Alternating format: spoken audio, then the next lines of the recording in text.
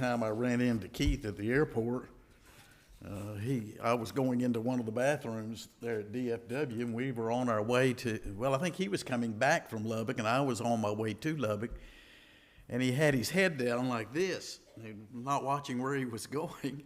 And I bumped into him, and I said, in a gruff voice, I said, "Pardon me." And he said, "Oh, no problem." He never even looked up to see who it was that ran into him. I love Keith and Dorothy and the MSOP staff, all the brethren here at Forest Hill, and the kindness that you have shown me over the years, and I've counted an honor and a privilege to be with you today. I want you to locate 3 Psalms and be ready to look at each one of these. The first of these is going to be Psalm 55.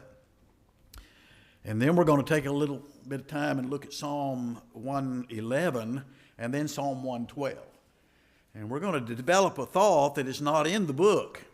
In fact, if you're trying to follow along in the book, you might as well just close it and just listen carefully.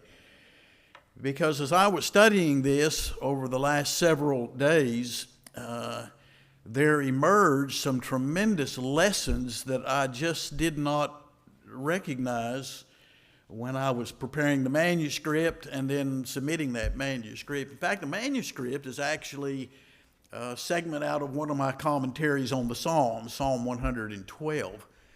But I wanted to take a little bit different approach, and I think as we develop this, maybe you'll have an appreciation for David and what he was facing in the years of his kingship. 3 months and 28 days. 3 months and 28 days. That's not a prediction of when the Lord is coming, because nobody knows when the Lord is coming. And unfortunately, it is not the date in which the second-year students are going to be graduating. You're going to graduate before that. 3 months and 28 days are the number of days that the Biden administration has on its calendar events to honor, uplift, promote, and to verify their belief in the homosexual movement. 3 months and 28 days, almost a quarter of a year. And we could list a number of other things that are happening in our society that is rapidly branding our beloved America as an unrighteous nation. In fact, she may very well have passed that point years ago. And as you look at the foolishness of politicians, the immorality of politicians, the injustice in the court systems, does that not rile your feathers just a little bit? Don't you get aggravated when you read of those things, and you want, like David when he wrote in Psalm 55 and verse 6, "If I had the wings, I'd just fly away. I'd just leave all of this behind." And I think many of us have felt that way from time to time. We just want to leave all of this behind. But there is a promise that was given to David in Psalm 55 and verse 22. When the psalmist writer, or God speaking through the psalmist writer, said, "Cast all your cares upon the Lord, and he will sustain thee. And he will not let the righteous be moved." That's a great promise, is it not? He will not let the righteous be moved. Now, there's some qualifications in that, as we're going to see. But that's a great promise that we have, and that's the assigned verse. But I decided I would tie that in with what we have in Psalm 112 as we look at the same promise that underlies that psalm as well.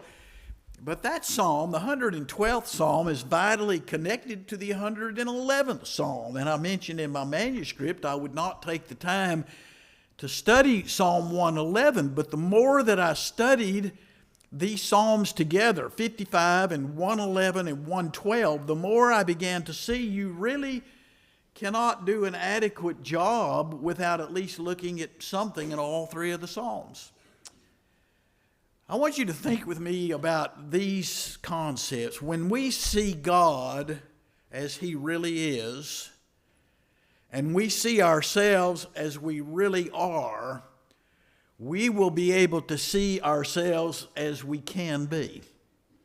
When we see God as He really is, and we see ourselves as we really are, then we'll be able to see ourselves with regard to what we can be. So when I look at this phrase, the righteous shall not be moved, I think it's important to point out that there are extremes that have been taken with regard to promises like that. One extreme is the concept of once saved, always saved.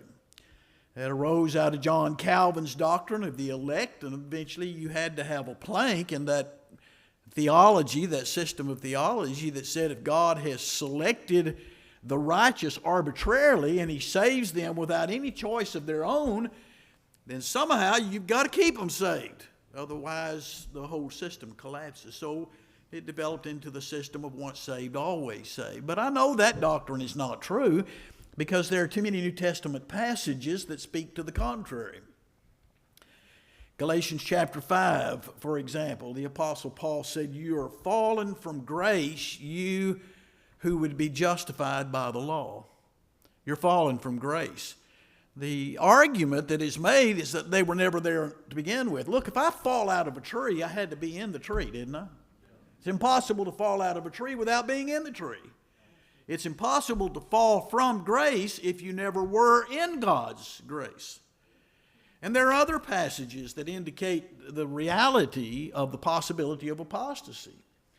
One of the most heinous examples of the images that comes forth of a person who is, having been delivered, has gone back into the world is the description that Peter gives in 2 Peter chapter 2.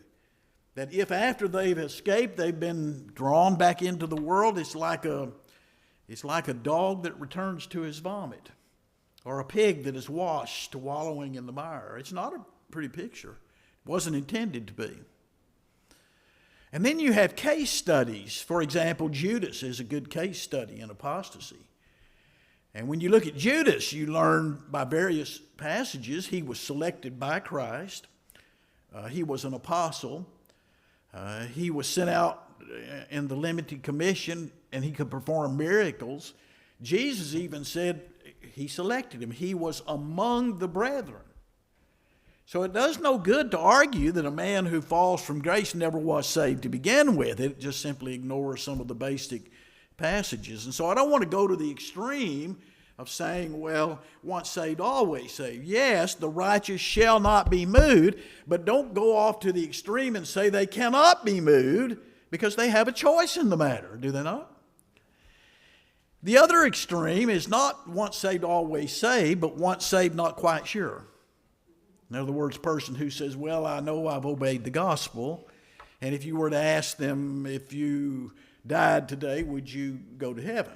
And they would respond, well, I don't like to think I do, I hope I do. But listen to some of the scriptures that advocate an assurance. Paul, when he wrote to Timothy in 1 Timothy, used himself as an example of the amazing grace of God. And you'll notice in that passage, he talks about himself, I am the chiefest of sinners. Paul was not saying what I am now. He was saying what I received before what I am now. Do you see that? He's setting himself up as a prototype. And then he goes on to say that I have committed to God. I trust that God will keep that which I've committed to Him. And then when he closes out that second epistle, in 2 Timothy chapter 4, I've run the race. I finished the course. There is laid up a crown of righteousness for me. And not for me only, but for all those who've loved His appearing. John wrote in 1 John chapter 5, these things have I written that you might know that you have eternal life. So let's don't go to the extremes. Let's find out what the truth is on the matter. And I'm hoping that when I look at these three Psalms in this lesson, that it's going to build the same kind of confidence in you that my meditation on this has contributed to my assurance and my faith. It's an ongoing thing. We keep growing. We keep developing. The doctrine stays the same, but the application changes throughout the years as situations in life change. In chapter 55, Psalm 55, I'm going to suggest this first point. that when we, Psalm 111, that when we see God as He really is, I'm trying to think about looking at God and having this concept of God that the Bible sets before us. I want to just pick out a few select verses with me. Hey, by the way, Psalm 111 and 112 have the same number of verses. They have the same structure. I think both of them were written by David. But what you have in Psalm 111 is the glory of God that is the emphasis. And in chapter 112, you have the glory of God reflected in man. So Psalm 111 says, when I see God as He really is, then we're going to go back to chapter 55, and I see man as He is, then we're going to go back to chapter 112 and see what man can be. Let's talk about God for just a minute. Psalm 111. I wish I had the time to just park on some of these verses, but I don't. And I've scribbled a few little words in the margin of my Bible. Let's think of this word, the promise of God, in verse 1. Praise ye the Lord. I will give thanks unto the Lord with my whole heart in the council of the upright and in the congregation. David makes a promise. And the reason David could make that promise is because he saw God as God really is. Now look at some of the character traits of this God. Verse 5, He's given food unto them that fear Him. There's provisions, if you will. He's ever mindful of His covenant. There's His promises. Verse 6, He has showed His people the power of His works. There's His power. What are the principles upon which He bases that? Verse 7, the works of His hands are truth and justice. He is persistent in providing to man the things that man needs. I'm getting a glimpse of this God who we serve. Moses saw this God and it changed his life. Isaiah saw this God and it changed his concept of what life is all about. Isaiah chapter 6, verses 1 and following. In the year that King Uzziah died, I saw the Lord lifted up. Holy, holy, holy. That's what the angels were saying. Isaiah was saying, I'm getting a glimpse of the holy God. And when men get a glimpse of the holy God today, it's going to change their lives if they're serious about it. Too many look at it and they turn a deaf ear or a deaf eye, blind eye, and they walk away from it. But then Isaiah was able to say, I saw that God. And because of that, it made an impression upon me individually, which we'll talk about when we go back to Psalm 55. And so we saw this great God. I think Isaiah, in Isaiah chapter 40, spent some time telling me about this great God that he saw for a reason. Because isn't it interesting that in Isaiah chapter 40, that chapter ends with these words.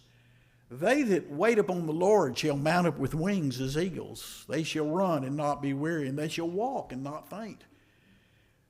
Why did Isaiah say those that wait upon the Lord can achieve great things? Because that chapter, starting in about verse 11 or 12, Isaiah 49, that chapter describes the greatness of God. In verse 12, for example, I read about the fact that, look, the mountains, the dust of the earth, all of this is in God's hand. I've had the opportunity to visit a lot of mountain ranges, and I often wonder, how much do those mountains weigh? How many pebbles are there?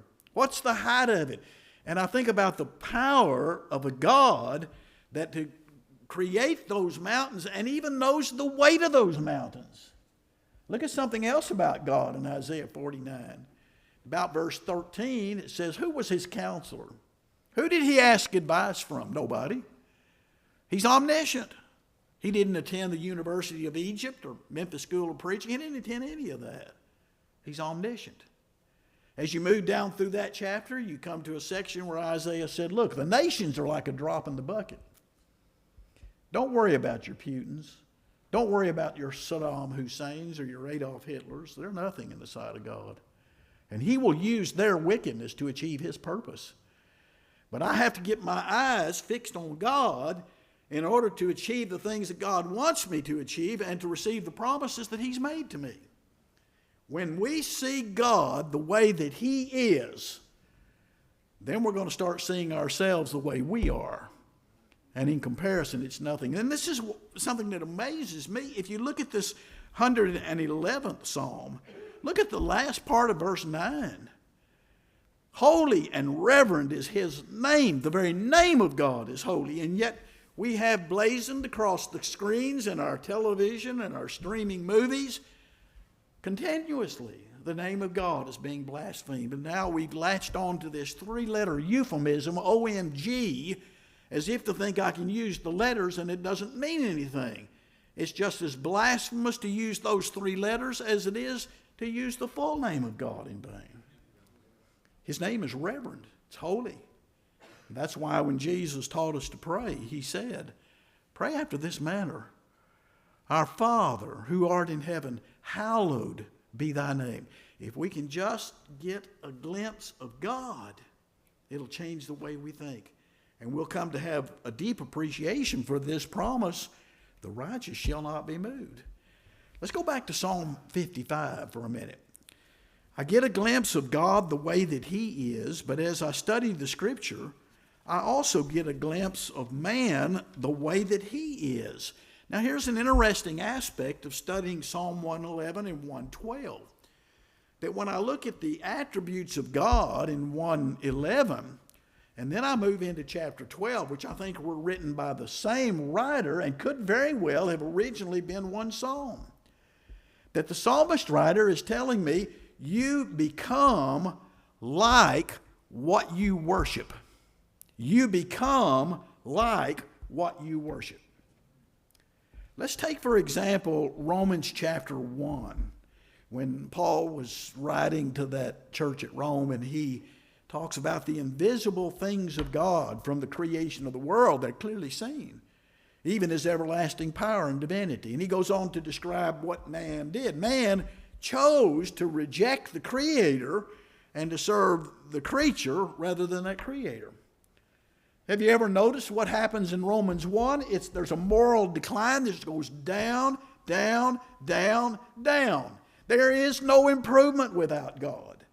And that's the way the world is generally. When I come to Psalm 55, I'm looking at David as he's on the throne, and I'm not certain whether he's referring here to Ahithophel or Absalom. It really doesn't make any difference because each one of those men usurped the authority of God and turned the kingdom that David had into shambles because they rejected God. But it is a description. Psalm 55 contains a description of the way man is, his propensity towards sin. I'm not saying his choiceless propensity.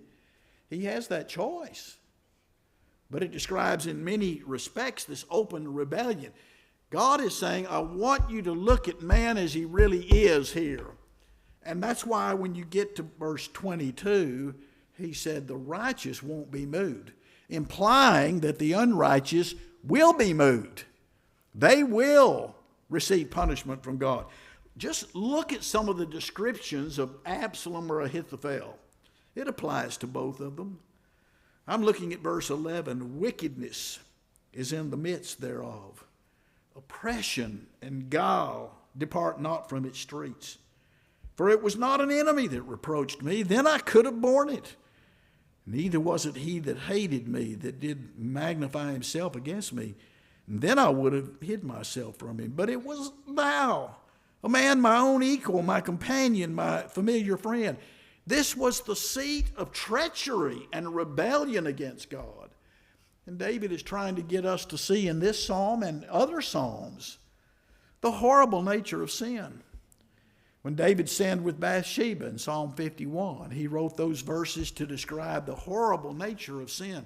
What's God trying to tell me? He's trying to say, I want you to look at what sin does in the life of a person. And yet, in our generation, how do we treat it? We have euphemisms. Well, it's a different lifestyle. It's a lack of adjustment. Any number of terms. We've come up with so many terms, we've forgotten what the terms are. And that's why in the homosexual movement, LBGTQ, the string of letters, they just keep adding to it.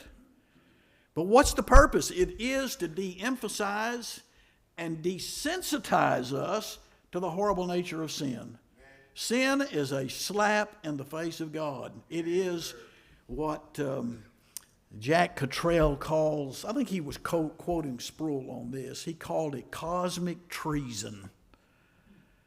One sin is all it took to send Jesus to the cross. Have you ever thought about this, that the degree of a crime is measured by the punishment attached to it? We recognize that in civil governments. If it's a felony, misdemeanor, whatever, as the seriousness of the crime goes forward, goes up in elevation, so does the punishment. First-degree murder is punishable by death in many states still. Now, if you'll think about that for just a minute, and listen to the foolishness of man when he says something to this effect. God did not have to send his son. He could have done it another way. No, he could not have done it another way. Doesn't that tell you something about the serious nature of sin? It blares at us that sin is not something to be trifled with. And so, as God's child, God is saying, I want you to be holy, to be pure. Don't love the things of the world, 1 John chapter 2, 15 through 17. Don't be conformed to this world, Romans chapter 12, verses 1 and 2. Think on things that are pure and holy, Philippians chapter 4, verse 6, and the list goes on and on. God says, in essence, I want you to recognize what sin is and what sin does to humanity. So when I see God as he is, and then I see man in his sinful situation as he is, it's going to change my entire perspective. Now let's go back to Psalm 112. And we'll spend a little bit more time on this. I'm going to use some of the points that I have in the book, but I won't elaborate as much as I did there. But what I'm seeing here is I see God as he really is. I see man as he really is in his lost state. And then the Bible holds out this prospect of man as he can be. Do we always measure up to what we can be? No. Do we always achieve the things we want to achieve in that area? No, we don't. But God is saying, here's what you can be. And right there is where the amazing grace of God comes in. Oh, that we would understand and appreciate the grace of God. It's appeared to all men, Paul said to Titus in Titus chapter 2, teaching us, instructing us, if you will, to the intent that denying ungodliness and worldly lusts, that we should live soberly and righteously and godly in this present world. Every relationship imaginable is covered there. Live soberly, righteously, and godly. Man, my fellow man, and myself. It is the answer to man's sin problem. And it was demonstrated by the amazing love of Christ when he went to the cross to die in our stead. And so God is saying in his word, here's what you can be. But there's practical application involved. Now, I want to look at Psalm 112 from the perspective of what it can be. And I found this really hard. I mean, I put it into a neat little package and came up with some alliteration. But you know, the more that I studied this, I was wrestling with how to express this in some way that maybe we could have a memory tool, but I'm at a loss at it. And the reason I'm at a loss of this is because I keep seeing God as he is. I keep seeing myself as I have been sometimes, and I fail to forgive myself, and I tend to lessen or limit my abilities. But look at what you can be, and if you are a faithful child of God, you're working in the Lord's kingdom, and you're beating yourself over the head because of something in your life that you're struggling with, you keep struggling. Because God says the righteous won't be moved. It may take a while, but you keep struggling. Now, let's see how this 112th Psalm develops. Okay, I'm going to give you some alliteration here. You have the blessedness of the man. That's in verse 1. Then you have the benefits of this righteous man. And then you have the bitterness of those who reject God. That's the last verse. Let's talk about this word blessed or blessed in the very first verse. Here's an interesting word, blessed. The Psalms start out in Psalm 1 with a great contrast between the righteous and the unrighteous. Did you know that? I call Psalm 1 God's introduction to the Psalms because it brings out so many themes that are developed throughout the Psalms. But this word blessed, if you were to take the Hebrew word and you translate it into the Greek word, the Koine Greek word, it would be the word that Jesus uses in the Sermon on the Mount, the Beatitudes.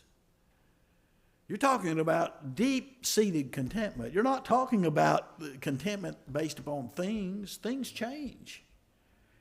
Things go by the wayside. But there is a promise that God gives. He said, you can be genuinely contented. I've had the privilege of traveling to India maybe 24 times now. I lost count before I could no longer get in. But I'll tell you what, of all the people in the world that are contented, Christians in India, they don't have anything, but they're happy. They're genuinely content. Oh, that we could have that kind of contentment. I'm thinking that our age, our generation, if, say, 200 years from now, archaeologists are digging down through the rubble of a destroyed America and they come across a sign that says, "You store." And our generation is going to be known as the generation of the storage shed. They're everywhere. We filled our attics up, backed our $30,000 cars out into the driveway, filled our garage up, and now we fill the U-storage up. The age of the U-storage. Material things. Fluency unmatched, unparalleled in our society. And we put our hope on material things instead of spiritual things. But it's the spiritual things that are truly important. Now, what are some of the benefits? This is what I can become. And God is saying to us through David here, he's saying, this is what you can have. He's holding out this great promise. One of these is, he talks about piety in verse 1, if you will. Blessed be the man that fears Jehovah, that delights greatly in his commandments. There's the fear of God, and the favorite attitude is favoring God's commandments. He delights in God's commandments. I like that first psalm. Blessed is the man that walketh not in the counsel of the ungodly, nor standeth in the way of sinners, but sitteth in the seat of scoffers. But his, watch this, his delight. That's singular. Take all the delights you've got in this world. Just list them. Grandparents, my bass boat, whatever. All the delights you have. What's at the top of that list? Is it the desire you have to meditate on God's word? His delight. He fears God and he favors God's commands. May I suggest to you, you can't have one without the other. You can't fear God and not favor his commandments, and you can't favor his commandments unless it's through just rote action without fearing the one who gave those commandments. And so you have the man who has great piety. Look at something else. By and large, his posterity is going to be blessed. Look at, you will, at verse 2. His seed shall be mighty upon the earth, the generation of the upright. They're powerful and they're moral. Brethren, don't miss this.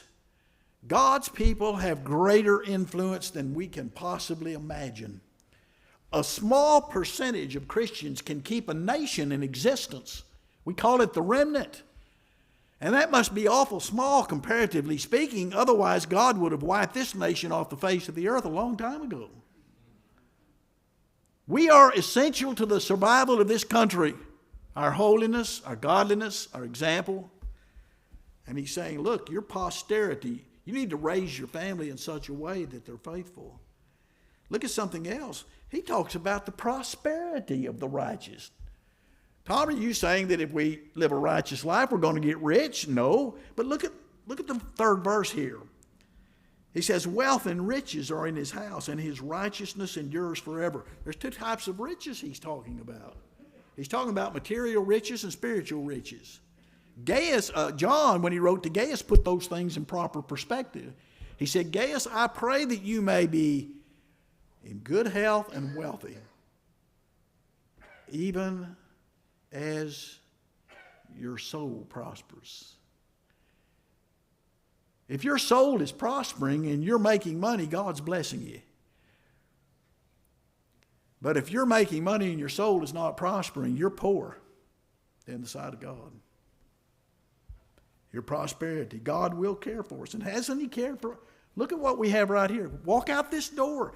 Look at the tens of thousands of dollars in automobiles that we drive. Look at the houses we live in. Oh, yes, God's blessed us. And there's no reason to be ashamed of having those things, but use those things to God's glory and honor. Look at something else. You have a reference to the peace of this man. I love this verse in verse 4. Unto the upright there ariseth light in the darkness. This is the only aspect on this one I'm going to touch on. When things seem dark and dreary and you can see no light at the end of the tunnel, the psalmist writer is saying, out of that darkness will come light to those that are righteous. Out of that darkness will come light. How many times have you been right down to your last penny and you wonder, where is the next meal going to come from? And all of a sudden, God in His great providence drops something in your lap. Even in times of despair, divine guidance is there to take care of us. There's another one here. What about his prudence? Look at verse 5. It's well with the man that dealeth graciously and lendeth. To begin with, God gives you the power to lend. Deuteronomy chapter 8 said it's God that gives you the power to become wealthy. So when you have it, John tells me in 1 John chapter 5, verse 17, don't close the bowels of your compassion up. What can I become? I can become someone who lends to others and helps care for others. And don't walk away and say, well, you know, if I had $40,000, I'd share with others. Well, if all you have is 400, share of your 400 with others. And God will bless you. So you have His prudence. Then I like this verse right here, which is the sum and substance of this last point. For He shall never be moved. This is verse 6. The righteous shall be had in everlasting generations. There's something about a righteous man that endures the passing of time. He's remembered, not for bad, but for good. And you can walk through any graveyard, go out here to the veterans' graveyard and look at all the names. And how many of those are remembered? The ones that we truly remember are the ones who have done good. Now, as he closes this psalm, and we'll use this as our closing as well, one verse out of 10 verses, he talks about the wicked. That's all they deserve, and they don't really deserve much more than that. But God gives them their dues, and He says, here's where the wicked are headed. The wicked shall see it. See what? I think they'll see that the righteous man, in the overall analysis of life, really did have it better. You ever heard somebody say, you know, he's on his deathbed, he said, I wish I'd spent more time at my business. No. He said, I wish I'd spent more time with my family. I wish I'd spent more time in the Bible. But the thing is, you have that opportunity now to do exactly that. He shall gnash with his teeth and melt away, and the desire of the wicked shall perish. That's a bleak word, perish. I think it was the year 1917 on April the 15th. The headlines in the New York City paper read, Titanic strikes an iceberg, several hundred perish. Perish. I suggest to you that if there was one Christian that died on the Titanic or more, they didn't perish. They went through the gateway into heaven. And that's why Jesus makes distinguish between someone who perishes and someone who just dies. God so loved the world that He gave His only begotten Son, that whosoever believeth in Him should not perish. When I see God the way He is, and I see man the way he is, and that includes myself, then and only then can I see the way I can be through Jesus Christ our Lord. Thank you.